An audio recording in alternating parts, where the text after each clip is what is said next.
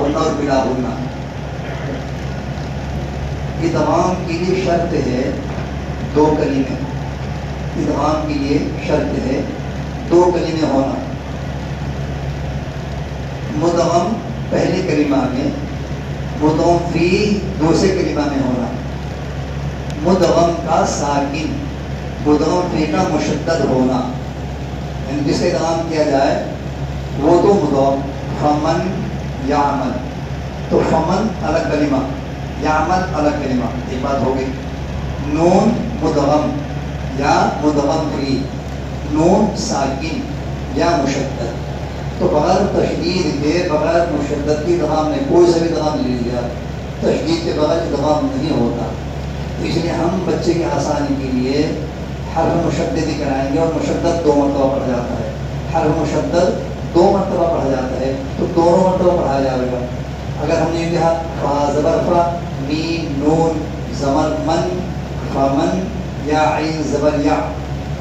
تو مشدد تو ہو نہیں، آپ اسی لیے ہم پڑھیں گے فا زبر فا، کہیں گے میم نون یا زبر من، یا عین زبر یا،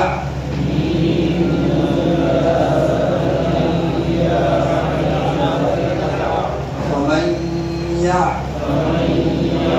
میم لام زبر من، فمن یعمل، اس لائن کا آخر کا حرف میم خا زبر مخ، تا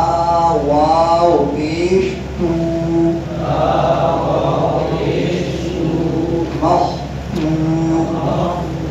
دیکھیں مخ، مخ جو خامد کھر کھراٹ ہے، یہ حرف خا پر مخص نہیں تھا ہوا، مخ تو، میم میم دو زیر میم، میم سین زبر مس،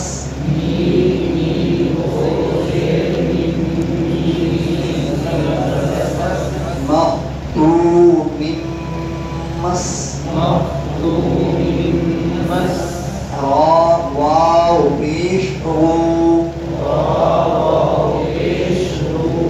مستو،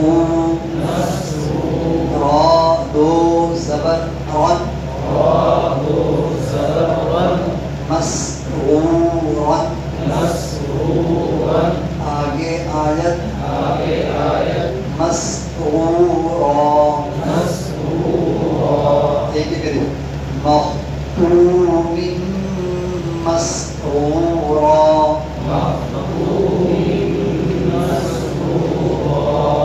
مختوم مسرورا، کوئی کمی تو واقع نہیں ہوئی، ہو گئی، کیا ہو گئی، قلقلہ ہو گیا، خامی میں قلقلہ ہو گیا، اور سین میں بھی مختوم مسرورا،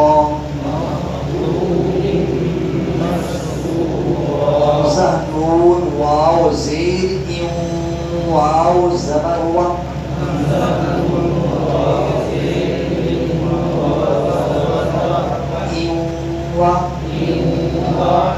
بول کر اسی طریقے پر، نہیں تو کیا ہوگا، میں کر دیکھیے، یہ ہو گیا فا کا مخرج، اوپر کے دانتوں کا کنارہ، نیچے کے ہونٹ کی طرح کا حصہ یہ فا کا مخرج ہے، اگر ہونٹ گول نہیں ہوں گے، یعنی دونوں کنارے مل کر اور بیچ کا حصہ کھلا رہے گا، یہ واؤ غیر متحرک مخرج ہے، تو پھر وہ فا کی طرح سے ہو جائے گا، ہا زبر ہا، وہاں با تا زبر بت،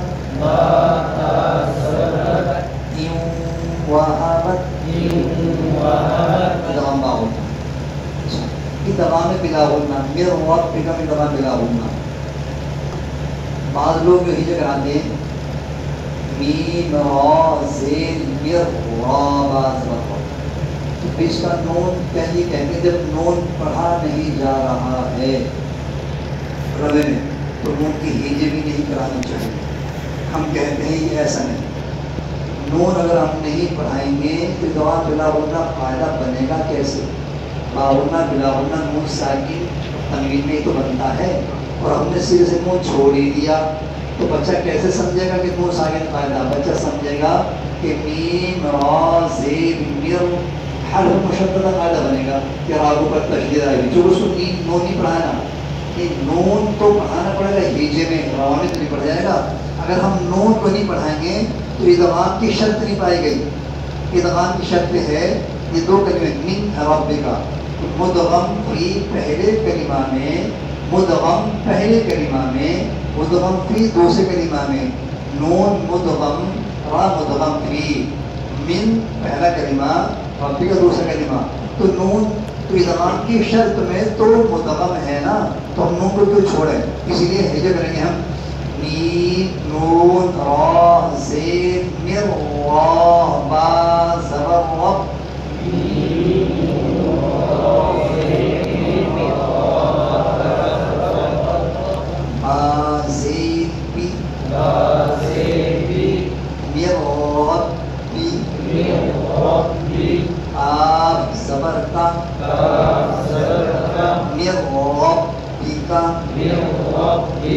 ہجے میں نون پڑھانا چاہیے، ورنہ پھر ادغام کی شرط نہیں پائی جائے گی۔ اگر ہم نے نون چھوڑ دیا تو را مشدد بن جائے گا، را مشدد تو بھی ہے لیکن نون کے بغیر مشدد، اب تو ادغام کی وجہ سے ہے، اور پھر شرف تشدید کی وجہ سے بنے گا را مشدد، تو اب تو ادغام کی نون کی وجہ سے ہے نا۔ بیچ میں ہر وہ کہہ لیجیے ملتن ہو، میم نون لام برابر کھینچ دیا ہو، میم نون لام زیر مل لام زبر لا،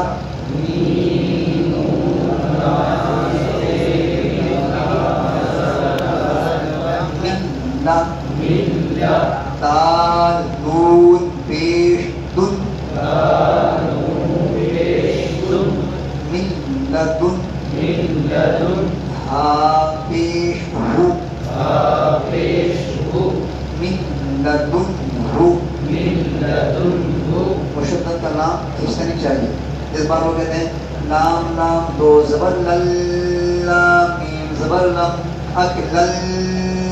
یہ غلط ہے، پر تشدید ہونی، لام لام دو زبر لل لام، بس جماؤ،